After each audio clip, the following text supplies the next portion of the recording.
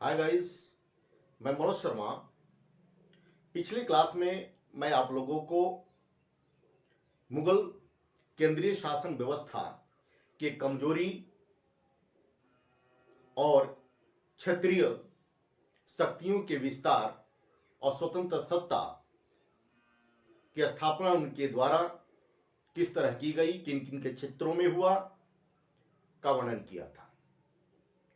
उत्तरवर्ती मुगल शासकों में मोहम्मद शाह के शासनकाल में भारत के विभिन्न क्षेत्रों में क्षत्रिय शक्तियों ने स्वतंत्र सत्ता की स्थापना की थी। उसमें प्रमुख बंगाल था। बंगाल में मुर्शिद कुली खान ने क्षत्रिय स्तर पर स्वतंत्र सत्ता की स्थापना की, जिसका वर्णन मैं पिछले क्लास में किया था। इससे पहले मैंने यह भी चर्चा किया था कि किस तरह यूरोपीय कंपनियों में दो फ्रांसीसी और अंग्रेज के बीच संघर्ष होता था। जब 1760 में वांडीवास का युद्ध दोनों के मध्य हुआ, तो इस वांडीवास के युद्ध में किस तरह अंग्रेजों ने फ्रांसीसियों को परास्त किया और भारत में केंद्रीय सत्ता के उत्तराधिकार के रूप में खुद को पेश करने लगे। सबसे पहले हम बंगाल की चर्चा करें। बंगाल आर्थिक दृष्टिकोण से संपन्न था, शैक्षणिक दृष्टिकोण से भी संपन्न था, राजनीतिक चेतना थी। संपन्नता का आधार उपजाऊ भूमि, उसके बाद सोरा का उत्पादन, चीनी का उत्पादन, रेशम का व्यापार प्रमुख था। उस वक्त आंतरिक और वैश्विक स्तर पर व्यापार करने का जो संचार का प्रमुख माध्यम था, वह नदी और समुद्री तंत्र था, यानी कि जल तंत्र था। बंगाल इसमें भी समृद्ध था, समुद्र से भी घिरा हुआ था और नदियों का तंत्र भी था। फलतः बंगाल समृद्ध था। अब स्वाभाविक रूप से बंगाल समृद्ध था, तो अंग्रेज भी उधर की तरफ रुख करेंगे। जिस तरह मुर्शिद कुली खान ने केंद्रीय सत्ता से अलग होकर बंगाल में अपनी स्वतंत्र सत्ता की स्थापना की थी, उसी तरह अंग्रेज भी अब बंगाल की तरफ रुख किए। इस क्रम में उसने अंग्रेज सबसे पहले शाहजहां के दूसरे पुत्र शाह शुजा से अनुमति प्राप्त कर सबसे पहला कोठी 1651 में हुगली में खोला। उसके बाद 1657 में हुगली में ही अंग्रेज दूसरी व्यापारिक कोठी खोले। इसके बाद अजीमुन शान जब बंगाल का प्रभारी था, तो उसके काल में 1698 में अंग्रेज गोविंदपुरी, कालीकता और सुतानाती उससे प्राप्त कर जॉब चारनाग ने कलकत्ते का निर्माण किया और वहां पर उस कलकत्ते में फोर्ट विलियम किले की स्थापना की, जिसका प्रमुख चार्ल्स आयर को बनाया। इस बीच में हम देखते हैं कि कुछ समय तक बंगाल में अंग्रेजों को व्यवधान उत्पन्न होता है, जब केंद्र में औरंगजेब शासक बनता है और बंगाल का प्रभारी मीर जुमला को बनाता है। मीर जुमला 1658 में बंगाल का प्रभारी होता है।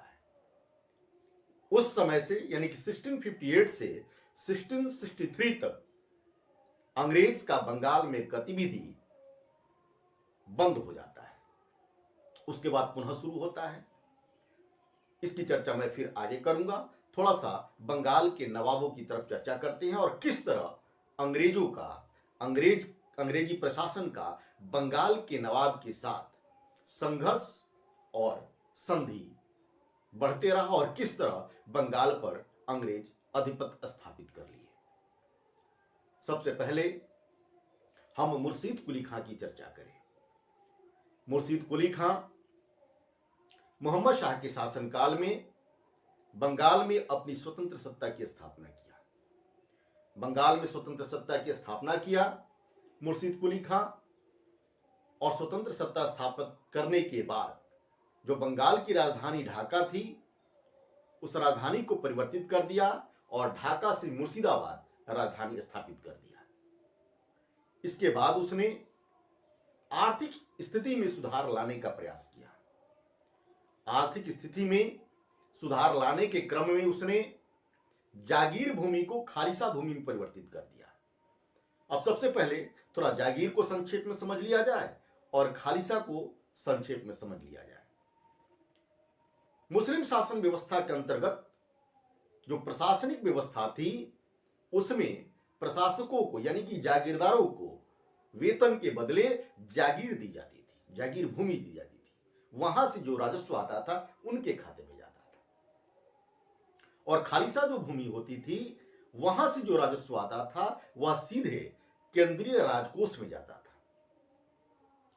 अब जागीर भूमि को खालिसा में इसने परिवर्तित कर दिया, यानी कि जागीर का भी आय अब प्रत्यक्ष रूप से केंद्रीय राजकोष में आने लगा।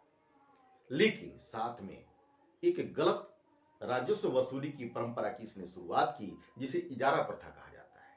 इसमें बिचौलिए फायदेमंद हुए और कृषक शोषित हुए।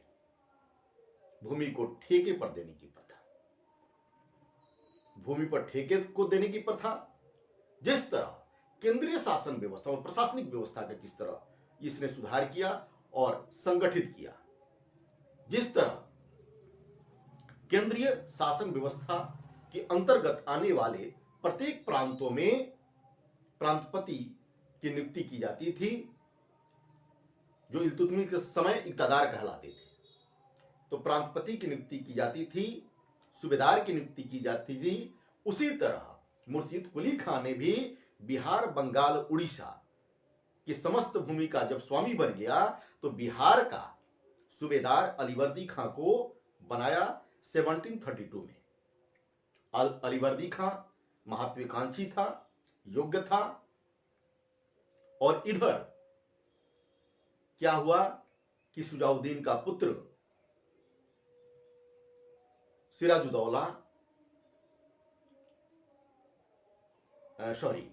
सुजाउद्दीन का पुत्र सरफराज बंगाल का अगला नवाब बना। कमजोर था। दोनों के बीच 1740 में घिरिया का युद्ध हुआ। घिरिया के युद्ध में अलीवर्दी खां सुजाउद्दीन के पुत्र सरफराज को परास्त कर दिया और बंगाल, बिहार, उड़ीसा का स्वतंत्र नवाब बन गया।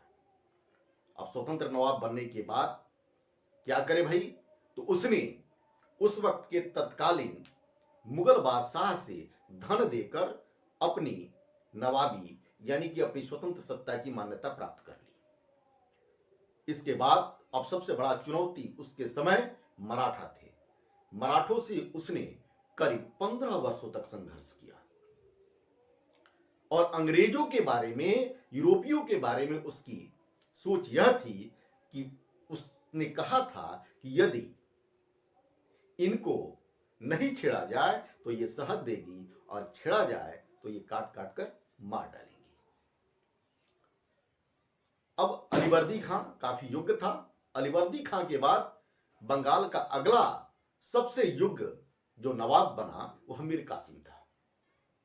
मीर कासिम का भी चर्चा हम लोग करेंगे आगे, जिसका कंट्रीब्यूशन हम देखते हैं 1764 में बक्सर के युद्ध में। मीर कासिम की चर्चा अभी हम थोड़ा सा अब सिराजुद्दौला की चर्चा करें। अलीवर्दी खां के बाद बंगाल का अगला स्वतंत्र नवाब सिराजुद्दौला बना। सिराजुद्दौला बंगाल का अगला स्वतंत्र नवाब बना और सिराजुद्दौला के समय अंग्रेज फ्रांसीसियों के भय से जो कलकत्ता में किला बना था, जिसकी चर्चा मैं अभी किया था अजीमुल शान के समय, वो कलकत्ते के किले की किलाबंदी अंग्रेज फ्रांसीसियों के भय से करने लगे, लेकिन इसका अनुमति वे सिराजुद्दौला से नहीं लिए थे। सिराजुद्दौला गुस्से में उस किले की घेराबंदी कर दी। अंग्रेज आत्मसमर्पण करने के लिए मजबूर हो गए और आत्मसमर्पण करने के बाद सिराजुद्दौला कलकत्ते की जिम्मेदारी मानिक चंद को देकर अपने मुर्शिदाबाद चला गया। अंग्रेज पुनः अपनी गतिविधियां बढ़ाने लगे सिराजुद्दौला के विरुद्ध। सिराजुद्दौला दंडित करने के लिए पुनः आया और आने के बाद हॉलवेल द्वारा वर्णित जो घटना है, जिसकी चर्चा हम करेंगे, इसमें अतिशयोक्ति भी हो सकती है, कारण कि यह घटना की चर्चा पूरी तरह अंग्रेज प्रत्यक्षदर्शी के कथनों पर आधारित है। सही भी हो सकता है, गलत भी हो सकता है। हो सकता है कि भारतीय नवाब भारतीय राजनीतिक व्यवस्था को वैश्विक स्तर पर गलत प्रचार करने के लिए हॉलवेल ने ऐसा वर्णन किया हो, लेकिन जो भी हो, हम लोग इसको पढ़ते हैं कंपटीशन के पॉइंट ऑफ व्यू से। अब यह घटना क्या थी? इस घटना को हम लोग ब्लैक होल ट्रेजेडी कहते हैं। ब्लैक होल ट्रेजेडी कब हुआ? तो जो हम अभी कहे कि भाई कलकत्ते की घेराबंदी, वह हुआ था 15 जून 1756 को। इसके बाद ब्लैक होल ट्रेजेडी 20 जून 1756 से 23 जून 1756 तक हुआ था, जिसका वर्णन हॉलवेल किया था। 146 लोगों को एक तंग कमरे में, जिसकी लंबाई 18 फुट और चौड़ाई 14.10 फुट था, इस तंग कमरे में बंद कर दिया गया, जिसमें हॉलवेल भी था, बच्चे भी थे, बूढ़े भी थे। 146 में जब 23 जून को खोला गया कमरा, तो मात्र 23 लोग ही जीवित बचे थे, सब मर गए थे। यह हॉलवेल का कहना है। गुस्से में उस वक्त क्लाइव के नेतृत्व में एक सेना संगठित थी मद्रास में। यह सेना फ्रांसीसियों से संघर्ष करने के लिए संगठित थी। अब सिराजुद्दौला का मुकाबला करने के लिए यह सेना कहां गई? बंगाल। 2 जनवरी 1757 को बंगाल में पहुंची। सेना काफी स्ट्रांग थी, बड़ी थी। तब क्या हुआ भाई कि अब सिराजुद्दौला क्लाइव से संधि करना ही मुनासिब समझा। इसके लिए उसने कलकत्ता को अलीनगर नाम दिया और वहीं पर संधि हुई। कब हुआ? तो फरवरी 1757 में संधि दोनों के पक्षों के मध्य हो गई और इस संधि के प्रावधानों के तहत यह बात कही गई कि हम युद्ध हार जाने के रूप में 3 लाख रुपया देंगे। सिराजुद्दौला अब 3 लाख रुपया देना तय किया अंग्रेजों को और दिया भी। इसके अलावा फर्रुखसियर के समय अंग्रेज और फर्रुखसियर से एक संधि हुई थी, जिसे ऑर्म ने अंग्रेजों के लिए मैग्ना कार्टा कहा था। उस संधि के प्रावधानों को पुनः स्थापित करने की बात कही। संधि क्या था भाई? तो संधि यह था कि 3000 रुपया वार्षिक मात्र अंग्रेजों को देना होगा और इसके बदले वह बंगाल में कर मुक्त व्यापार कर सकते हैं। यह संधि था। क्या था भाई घटना यह था कि जॉन सुरमन के नेतृत्व में एडवर्ड स्टीफेंसन, ख्वाजा सोहोर्द और विलियम हैमिल्टन कौन था? चिकित्सक था। फर्रुखसियर को एक घातक बीमारी हो गई थी और इस दल ने उसको सुरक्षा दिया, बचाया फलस्वरूप खुश होकर के यह प्रावधान, यह अधिकार अंग्रेजों को फर्रुखसियर ने दिया था, जिसे ओर्म ने अंग्रेजी सरकार के लिए, अंग्रेजों के लिए मैग्ना कार्टा कहा था। तो यह तो अलीनगर संधि के प्रावधानों के तहत हो गया। लेकिन पुनः मार्च 1757 में अंग्रेज फ्रांसीसियों से चंद्रनगर छीन लिए, और फ्रांसीसी जो सिराजुद्दौला के विनती पर आधारित थे, सिराजुद्दौला के अधीन थे, सिराजुद्दौला इस कृत्य को, अंग्रेजी कृत्य को अपने ऊपर ले लिया। अब पृष्ठभूमि लिखी जाने लगी। किसका भाई? तो प्लासी युद्ध का। पृष्ठभूमि तो पहले भी लिखी जा रही थी। अलीनगर संधि के बाद क्लाइव सिराजुद्दौला के विरोधियों को अपने तरफ मिलाने का प्रयास किया और मिलाना शुरू कर दिया, जिसमें मीर जाफर, राय दुर्लभ, मानिकचंद, अमीनचंद, जगत सेठ, ये सारे थे। अब युद्ध हुआ। प्रातः 9 बजे युद्ध शुरू हुआ। युद्ध कब शुरू हुआ भाई? प्रातः 9 बजे 23 जून 1757 को प्लासी युद्ध।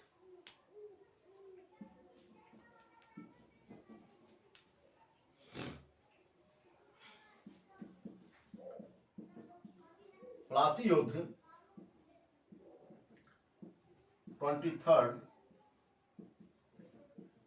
जून 1757 को प्रातः 9 बजे शुरू हुआ। और युद्ध क्या होगा? सिराजुद्दौला के तरफ से तो सभी अंग्रेजों की तरफ मिल गए थे। अपनी सेना के साथ मीर जाफर और राय दुर्लभ तटस्थ बना रहा, कोई प्रतिक्रिया नहीं दिया। युद्ध शुरू होते ही समाप्त भी हो गया और क्लाइव विजयी रहा। इस युद्ध में सिराजुद्दौला के साथ मोहनलाल और मीर मदान राजभक्ति के साथ, स्वामी भक्ति के साथ लड़ते रहे, जिसमें मीर मदान मारा गया। इसी कारण केम पनिक्कर ने कहा है कि मीर जाफर यानी कि सेनापति, जगत सेठ, बैंकर, धनी, यानी बंगाल के ये सभी लोग, जिसमें धनी भी थे, बैंकर भी थे, सेनापति भी था, सब लोग बंगाल के नवाब को अंग्रेजों के हाथ में युद्ध होने से पहले ही बेच दिया था। अब युद्ध में सिराजुद्दौला परास्त हुआ और मीर जाफर जो अंग्रेजों का क्लाइव को साथ दिया था, उसे बंगाल का अगला नवाब बनाया गया। यानी कि 1757 में अब नवाब कौन बना? अब मीर जाफर नवाब बना। मीर जाफर नवाब बना। नवाब बनने के साथ ही अब अंग्रेज तो बनाए थे, तो उसको तो रिबेट चाहिए ही मीर जाफर से। मीर जाफर जब नवाब बना, तो नवाब बनने के बाद उसने क्या किया? 24 परगने की जमींदारी अंग्रेजों को दे दी। इसके अलावा उसने बंगाल की समस्त फ्रांसीसी बस्तियों को अंग्रेजों को दे दिया। इसके बाद उसने क्या किया कि अब बंगाल में जो अंग्रेजी अधिकारी, कर्मचारी व्यापार करेंगे, उस पर किसी प्रकार का कर उन्हें नहीं देना पड़ेगा। इसके अलावा मीर जाफर ने क्या किया कि 2,34,000 पाउंड क्लाइव को व्यक्तिगत रूप से दिया और 150 लाख रुपया अंग्रेजी सेना और नाविकों को दिया। इतने से भी क्लाइव खुश नहीं हुआ। 1760 में मीर जाफर को हटा करके मीर जाफर के दामाद मीर कासिम को बंगाल का अगला नवाब बनाया गया, जिसे इतिहास में क्या कहा जाता है? शांतिपूर्ण क्रांति का काल कहा जाता है। मीर जाफर को उसके कृत्य के लिए मुर्शिदाबाद का एक दरबारी कर्नल क्लाइव के गीदड़ की संज्ञा दी थी। और इधर अब मीर कासिम आया। मैंने पहले भी चर्चा किया था कि अलीवर्दी खां के बाद बंगाल में अगर कोई सशक्त और योग्य नवाब हुआ तो वह मीर कासिम हुआ। मीर कासिम बंगाल का अगला नवाब बना। अगला नवाब बना। इससे पहले जब मीर जाफर नवाब बना था तो उस पर नियंत्रण रखने के लिए, उसकी गतिविधियों को पर नजर रखने के लिए अंग्रेजी रेजिडेंट की नियुक्ति की गई। वह रेजिडेंट कौन था? ल्यूक स्क्रॉफ्टन था। यह पहला बंगाल में ईस्ट इंडिया कंपनी के द्वारा नियुक्त किया गया रेजिडेंट था, अंग्रेजी रेजिडेंट था। अब यह प्रक्रिया चलती रही। यहां मीर कासिम तो बन गया, अंग्रेजी रेजिडेंट इसके पास भी था, इस पर भी नियंत्रण रखने का प्रयास किया गया। अब देखिए किस तरह यह उस पर नियंत्रण, इसकी महत्वाकांक्षा। बक्सर युद्ध की पृष्ठभूमि लिखने लगी। अब क्या हुआ भाई? तो इधर ये तो मीर कासिम बना। मीर कासिम ने क्या किया? इसने बर्धमान, मिदनापुर और चटगांव ईस्ट इंडिया कंपनी को दे दिया। उसके बाद उसने कहा कि आप दक्षिण में जब अभियान करेंगे, यानी कि ईस्ट इंडिया कंपनी जब दक्षिण भारत में अभियान करेगी तो उस वक्त वह 5 लाख रुपया देगा। यह भी उसने यह मान लिया। लेकिन इसके बाद मीर कासिम सतर्क हो गया। सतर्क होने के कारण ही उसने क्या किया? सबसे पहले उसने अपनी राजधानी परिवर्तित की, यानी कि मुर्शिदाबाद से वह कहां राजधानी लेके आया? मुंगेर लेके आया। अब सैन्य व्यवस्था में भी, आर्थिक व्यवस्था में भी सुधार करने का प्रयास करने लगा।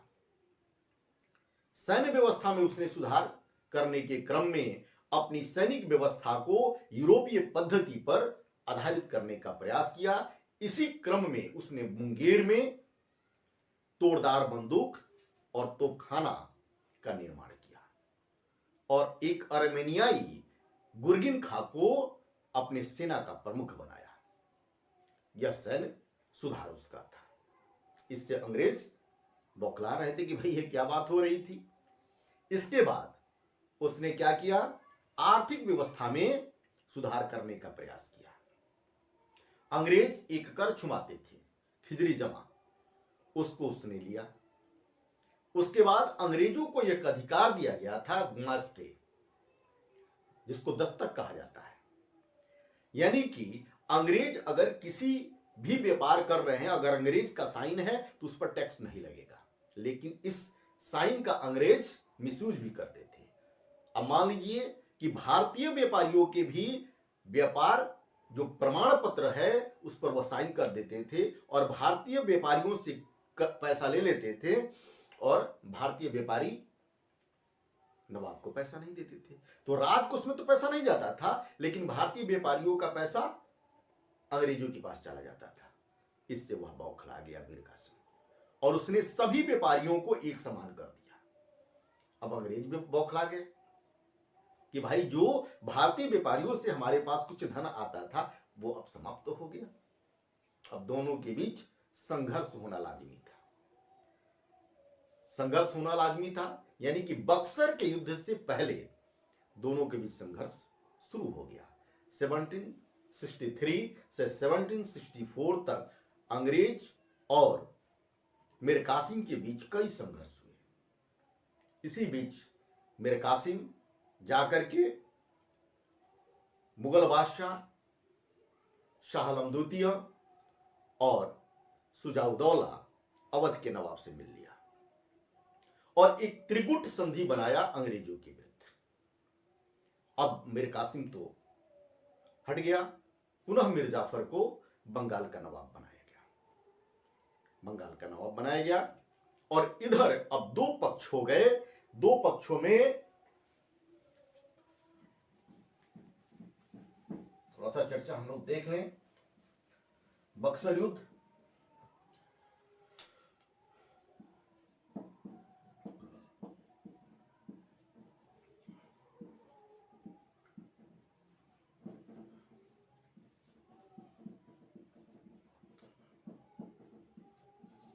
दो पक्ष, एक तरफ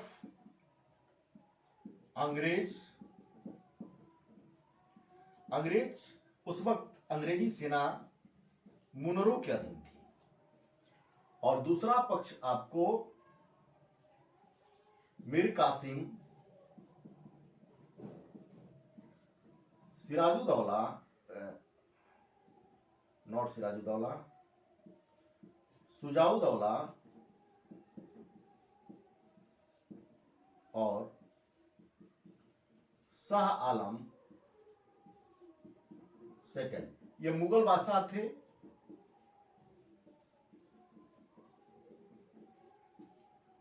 ये अवध का नवाब,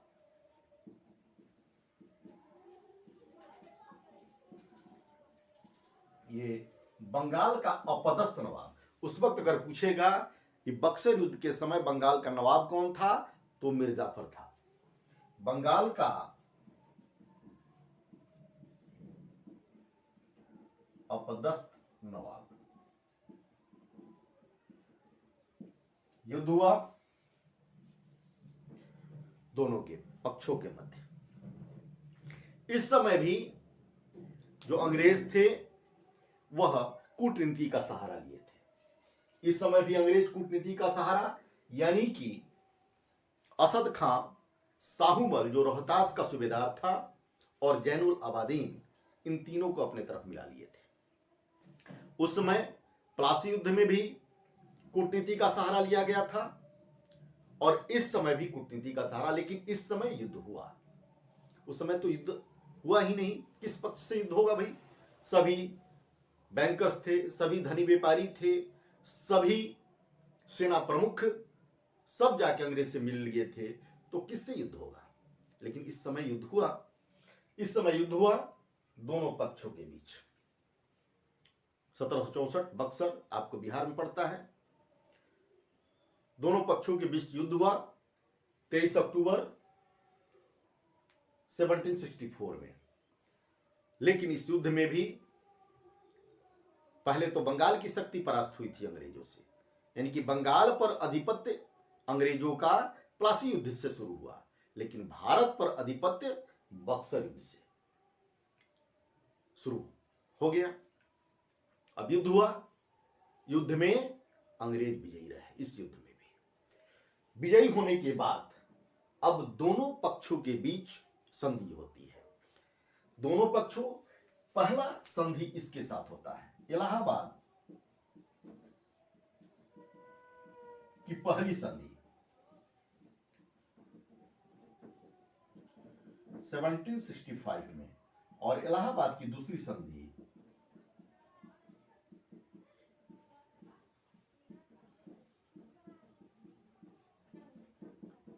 ये भी 1765 में भी।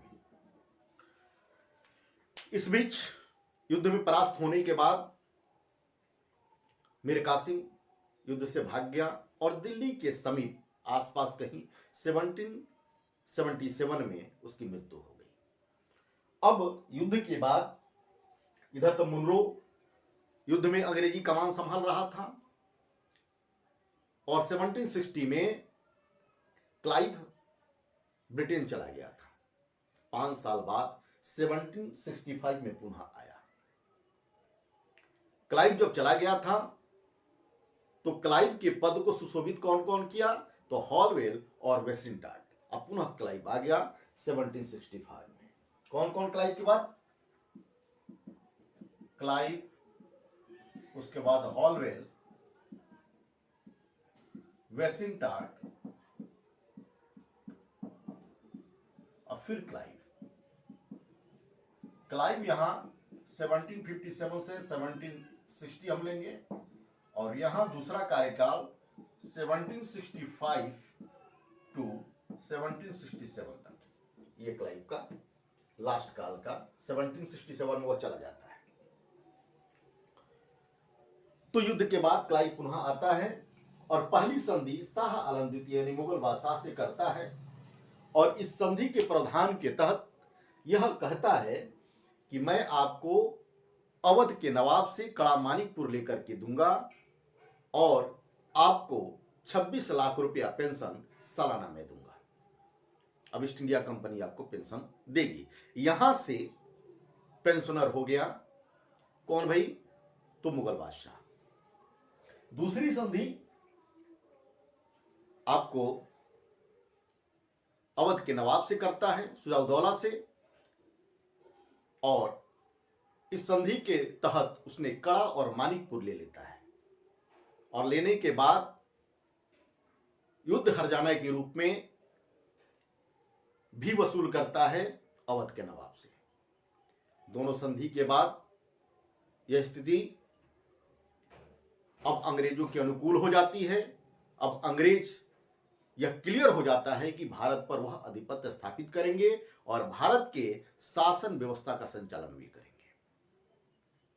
और इधर बंगाल में अंग्रेज के पूर्णतः संरक्षण में निजामुद्दौला को बंगाल का नवाब बनाया जाता है, और अंतिम बंगाल का नवाब मुबारकुद्दौला होता है।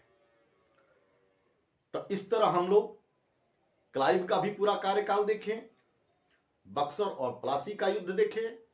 अब हम देखेंगे क्लाइव का द्वैध शासन। क्लाइव किस तरह द्वैध शासन की शुरुआत करता है, और किस तरह जब वारेन हेस्टिंग्स बंगाल का गवर्नर बनता है तो किस तरह द्वैध शासन को समाप्त करता है। इस द्वैध शासन को मैं थोड़ा सा संक्षेप में बताता हूं, अगले क्लास में विस्तृत रूप से बताऊंगा कि द्वैध शासन में इतनी बुराई थी कि संपूर्ण अधिकार तो ईस्ट इंडिया कंपनी के पास थी, लेकिन जिम्मेवारी बंगाल के नवाब के पास थी। इसीलिए कहा जाता है उत्तरदायित्व रहित अधिकार। किसके पास हुआ उत्तरदायित्व रहित अधिकार? तो क्लाइव के पास, ईस्ट इंडिया कंपनी के पास। और अधिकार रहित उत्तरदायित्व किसके पास हुआ भाई? तो बंगाल के नवाब के पास। इससे व्यापारी त्रस्त थे, कृषक त्रस्त थे, पूरा अर्थव्यवस्था, प्रशासनिक व्यवस्था सब चरमरा गई। और इसी बीच 1770 में बंगाल में दुर्भिक्ष आया और कई लोग अकाल के गाल में काल कवलित हो गए। इसका वर्णन हाउस ऑफ कॉमन्स में करते हुए कर्नवालिस ने कहा था कि इससे इतना भ्रष्ट, जितना भ्रष्ट भारत में ईस्ट इंडिया कंपनी का प्रशासनिक व्यवस्था का संचालन है, पूरे विश्व में नहीं है। अब थोड़ा सा हम लोग हाउस ऑफ कॉमन्स क्या है इसकी भी चर्चा कर लें अंत में। जब कॉन्स्टिट्यूशन का निर्माण डॉक्टर भीमराव अंबेडकर द्वारा किया जा रहा था तो समस्त विश्व में जितने भी कंट्री हैं, उन कंट्री में उनके कॉन्स्टिट्यूशन में जो जो अच्छाई था उन सभी अच्छाइयों को समावेशित कर और अपने यहां की स्थिति को देखते हुए कॉन्स्टिट्यूशन का समृद्ध कॉन्स्टिट्यूशन का निर्माण किया गया। कहीं से फंडामेंटल राइट लिया गया, कहीं से फंडामेंटल ड्यूटी लिया गया, कहीं से संघीय व्यवस्था लिया गया, फेडरल सिस्टम, तो कहीं से पार्लियामेंट्री सिस्टम लिया गया। चूंकि भारत में बहुत दिनों तक अंग्रेज शासन किए तो पार्लियामेंट्री सिस्टम हमारा किससे लिया गया? संसदीय व्यवस्था अंग्रेजी शासन व्यवस्था से। वहां भी दो सदन है, उच्च सदन, निम्न सदन। हाउस ऑफ कॉमन्स निम्न सदन है जो हमारे यहां का लोकसभा हो, और हाउस ऑफ लॉर्ड्स उच्च सदन है जो हमारे यहां का राज्यसभा है।